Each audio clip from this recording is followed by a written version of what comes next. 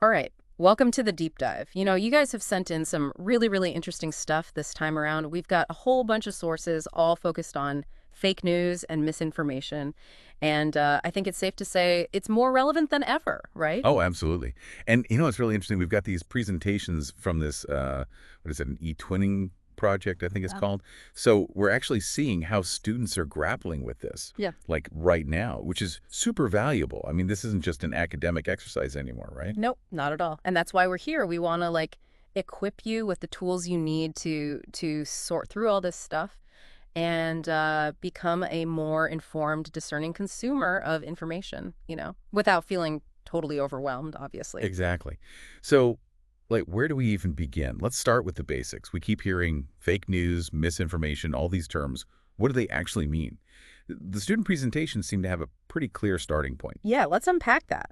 Okay, so one of the presentations, it defines fake news, Hmm. and you might also hear it called, like, false news or even hoaxes, as information presented as news that is unrealistic, completely or partially fabricated, and misleading. The key here is the intent. It's designed to deceive, to influence opinions, maybe even provide financial or political gain to whoever is creating it. It's actually considered a type of what they call information disorder.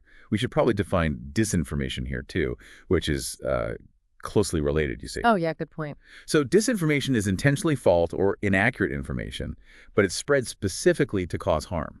That's the big difference. Okay, so both are intentional and misleading, but disinformation has that added layer of wanting to do damage. Right. What about misinformation then? Right.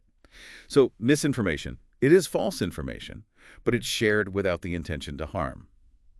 One of the presentations even references this 2017 Council of Europe definition that describes it as the sharing of false information that is not intended to cause harm. Ah. So let's say you share something that turns out to be wrong, but you genuinely believed it was true at the time. That's misinformation. Gotcha. So the intention is the dividing line. Fake news and disinformation are consciously false, maybe even with a specific agenda. But misinformation, while still not true, lacks that malicious intent, Right. right? Exactly. But here's the thing, and one of the presentations points this out, is that in today's world, especially with social media, the end result of both can be incredibly similar. They can both cause real harm, regardless of whether that falsehood was intentional or not. Makes sense. If it's out there, basically. And that's why this whole topic is so crucial to understand. Could agree more. When you're constantly bombarded with information, especially on social media, your ability to sift through it all and figure out what's true and what's not, it's more important than ever. Absolutely. And we see the consequences playing out in real time, too. One of the student presentations uses this really powerful example, the story about the crucified baby in Sloviansk during that Eastern Ukraine crisis. It's just a horrible example of how disinformation, that deliberately fabricated narrative, can be weaponized, and have these devastating real-world Oh yeah, consequences. that story, horrific. It really underscores the power of this kind of fabricated content to influence people and escalate situations. Yeah. Do you want to remind everyone about the specifics of that case? It was a while ago now. Yeah, yeah, please do. Okay, so back in 2014, right, Russian media outlets start spreading this story, claiming that a Ukrainian militant had publicly crucified this 3-year-old boy in Sloviansk in front of his mother, no less. And they attribute this accusation to a Russian refugee named Galina Pishniak, I think it was. She even gives this incredibly graphic and emotional interview on Russian state television, going into all the supposed, details of the torture and murder. It was truly awful to hear. And then what was the truth? The whole thing was completely made up, fabricated. It later came out that Pishniak was actually the wife of a pro-Russian militant, and the entire story, even the location they gave for the supposed crime, was totally false. Wow. Yeah. It's now considered a classic example of disinformation, intentionally false information spread to manipulate public opinion. And many analysts believe it played a key role in reigniting that conflict between Russia and Ukraine because it fueled so much outrage and hatred. It's a really stark reminder of how consequential this stuff can be on a global scale. Yeah. And it's not just limited to these, international conflicts either. This kind of stuff, fake news and misinformation circulating on social media, it affects us all. Oh, without a doubt. It shapes how we see the world, how we see each other. It can polarize communities by reinforcing existing biases, and it can really distort political outcomes in ways that affect everyone. One of the sources we have, it points out that a whopping 64% of adults in the U.S., that's a lot of people, have encountered news they believe to be fabricated. And even more concerning, 23% of those folks actually admitted to sharing that information without realizing it was false. Wow, that's a huge percentage. And I remember reading in one of the sources about how this impacts elections specifically, right? You're right. Research from the 2016 election in the U.S. showed that something like 19% of voters were exposed to fake news stories during the campaign. And there's evidence suggesting that this might have actually swayed some voters' choices. Yeah. What's really crazy is that studies have actually shown that false political stories, they spread faster and wider on social media than actual factual ones. That is pretty alarming, to be honest. It feels like sometimes the truth just gets totally buried under a mountain of lies, you know? And it's not just our political understanding that's at risk here, is it? Our personal well-being, especially when it comes to our health, can be really vulnerable to misinformation as well. Absolutely. The sources really drive this point home about the personal impact. They talk about how the spread of vaccine misinformation, for example, has been linked to a decline in vaccination rates in some areas, leading to, outbreaks of preventable diseases. And then there are all the misleading claims about diets and supplements being promoted online that could lead people to make really harmful choices for their health. Yeah, it's scary stuff. So when we're talking about the impact here, it's not just about being, slightly misinformed or having a couple of facts wrong.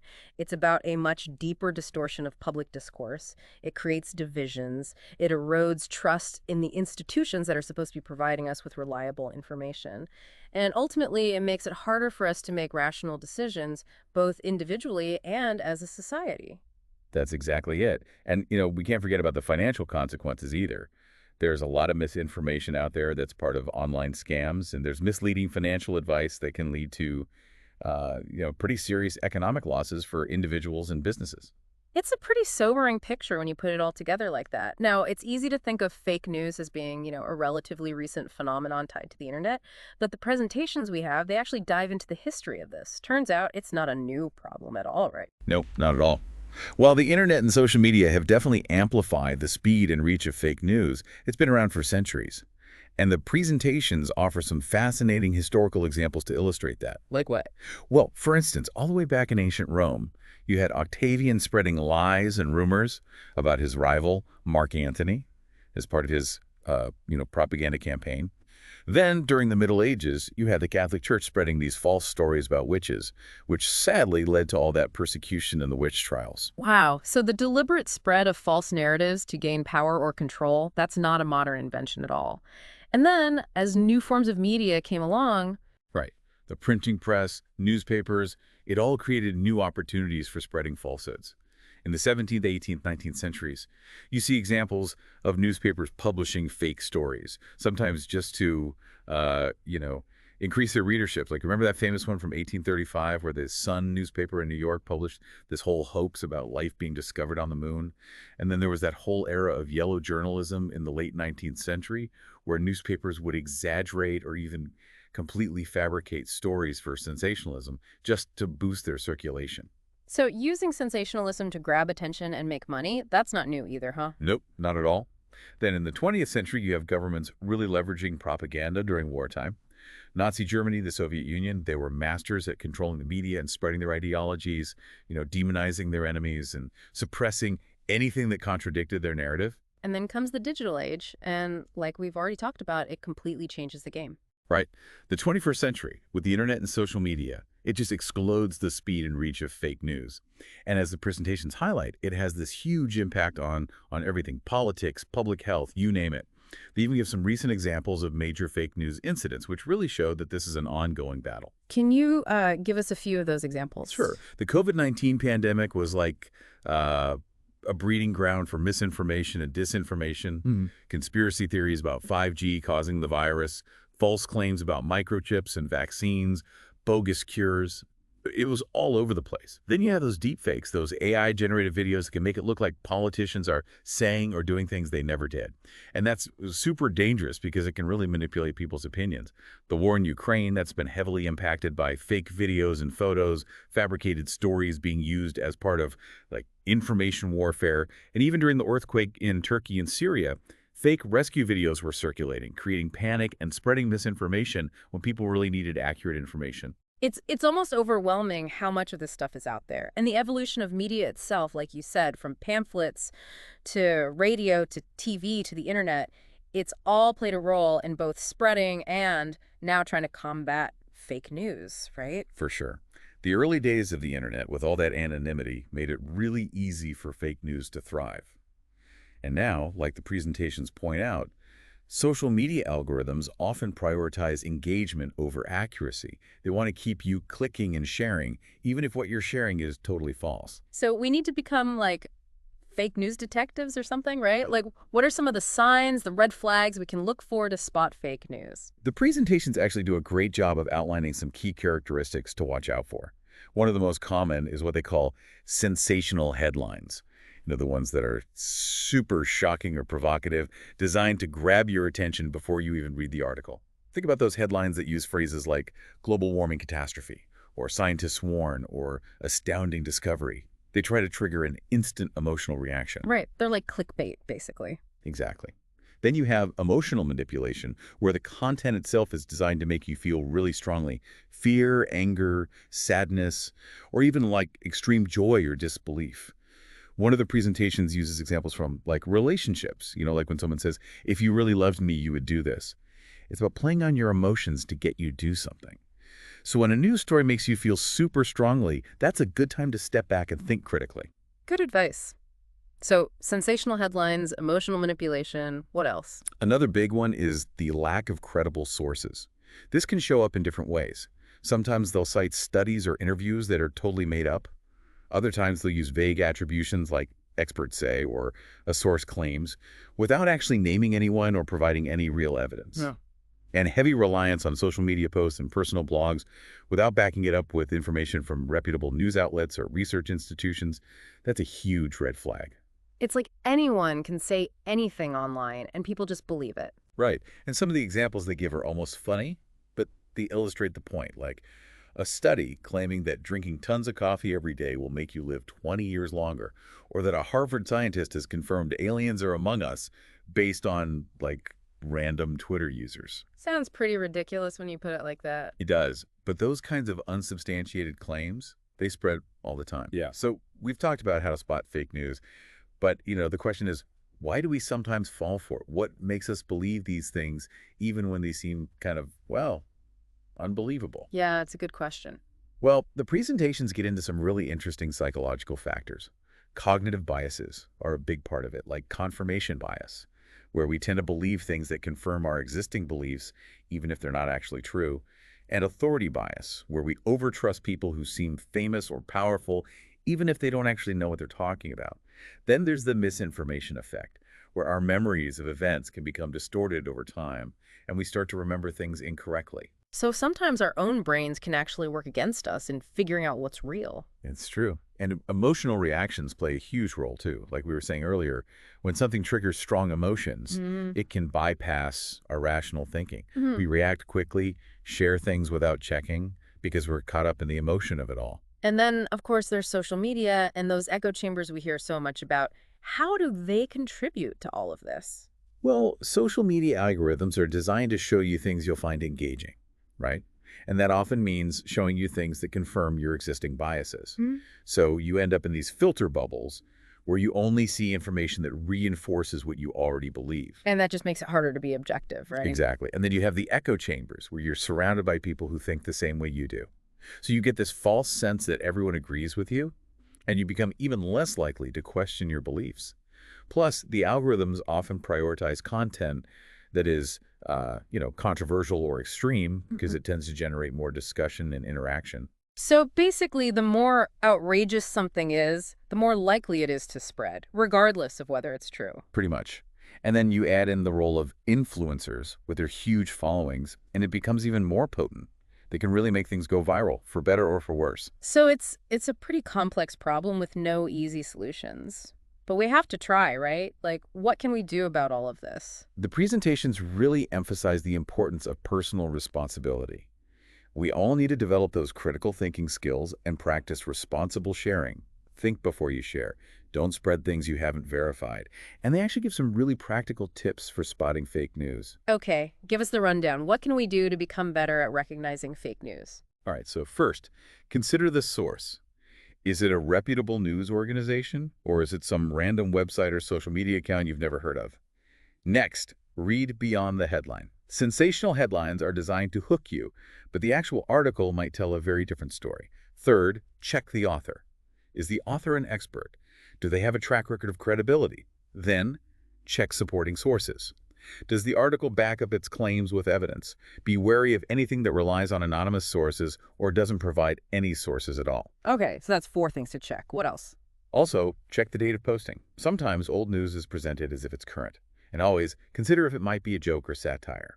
It's important to be able to distinguish between humor and actual news, and perhaps most importantly, be aware of your own biases. We all have them, and they can influence how we interpret information. If something feels like it confirms your beliefs a little too perfectly, it might be worth double-checking. And finally, if you're ever unsure, consult experts, librarians, fact-checking websites. They can help you sort through things. Great advice. And you mentioned fact-checking websites. The presentations recommend a few specific ones, right? They do. They suggest using websites like factcheck.org, PolitiFact, and Snopes.com. They're dedicated to debunking fake news and verifying claims. Awesome. Now, it's not just text we have to worry about, right? Photos and videos can be manipulated too. Are there any ways to verify those? There are some helpful tools out there, like photo forensics can help you see if an image has been digitally altered. Google reverse image search and Tiny reverse image search let you see if an image has appeared online before and in what context. You could also use things like Google Street View and Wikimapia to verify locations and images. Yeah. And Jeffrey's Exifewer, that one lets you look at the metadata associated with an image, which can give you clues about its authenticity. So many tools. It sounds like we have a lot of options for verifying information if we're willing to put in a little effort. Exactly. And beyond just being cautious consumers of information, there are more proactive things we could do too. If a story seems too good or too bad to be true, take the time to verify it before you share it. If you see fake news being spread, consider debunking it, or at least sharing accurate information alongside it. Most social media platforms also let you report fake news, so use those reporting features. And finally, think about your own news diet. Make a conscious effort to get your information from a variety of sources, not just the ones that confirm your existing views. That's a great point. Diversify those news sources. Now, speaking of being more informed, the presentations briefly mention media literacy initiatives, right? Yeah, they do. They talk about how important it is to educate people about fake news and how to spot it. It's interesting, studies have shown that people are often overconfident in their ability to recognize fake news. But just being aware of the problem makes people more willing to take steps to protect themselves, like using fact-checking websites. It's like knowledge is power when it comes to this stuff. Absolutely. Well, this has been a really eye-opening deep dive into the world of fake news and misinformation. It's clear that understanding this, it's not just a nice to have anymore. It's crucial. I completely agree. It's become essential for navigating the world today. And the good news is, by becoming more aware of the tactics being used to spread false information and by using the tools we've talked about today, you're in a much better position to sort through it all and separate fact from fiction. That's what we're hoping for. So, as we wrap things up, here's something to think about. With all the advancements in technology, especially with AI, how do you think this is going to affect the fake news landscape in the future? I mean, we've got deepfakes getting more sophisticated, the potential for automated disinformation campaigns. It's a little scary to think about. But on the flip side, AI could also be used to develop new tools for fighting fake news. It'll be interesting to see how it all plays out. It really will. But one thing's for sure, we all have a role to play in this. We can't just sit back and be passive consumers of information. We have to be active, critical, and engaged. We have to do our part to make sure the information we're consuming and sharing is accurate. And that's the best way to ensure we're making informed decisions, both for ourselves and for society as a whole. Well said. So, keep exploring the resources we've talked about today, stay curious, and keep those critical thinking skills sharp. Thanks for diving deep with us.